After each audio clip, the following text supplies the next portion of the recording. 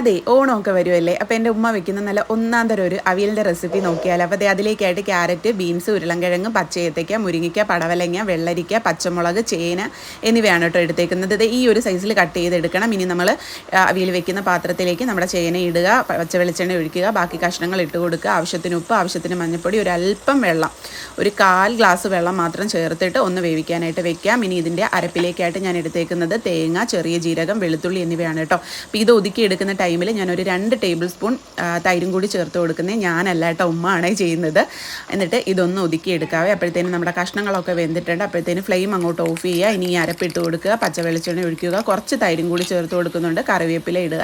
എന്നിട്ട് ഇതൊന്ന് ഒരു 10 മിനിറ്റത്തേന് അടച്ചൊന്ന് വെക്കുക കേട്ടോ. അപ്പോഴത്തേനും അതിൻ്റെ പച്ചമണമൊക്കെ ഒന്ന് മാറിക്കിട്ടും. എന്നിട്ട് ഇത് അങ്ങോട്ട് മിക്സ് ചെയ്ത് കഴിഞ്ഞാൽ നല്ല ഒന്നാം തരം അവിയൽ ഇവിടെ റെഡി ആയിട്ടുണ്ട്. നിങ്ങൾക്ക് ലാസ്റ്റ് തൈര് ചേർക്കേണ്ടെന്നുണ്ടെങ്കിൽ അത് സ്കിപ്പ് ചെയ്യാം. ഞങ്ങൾക്ക് കുറച്ചൊന്ന് കുഴഞ്ഞിരിക്കാൻ വേണ്ടിയിട്ട് ചേർത്തതാണ്. അപ്പോൾ എല്ലാവരും ഈ ഓണത്തിന് ഈ അവിയലൊന്ന് ട്രൈ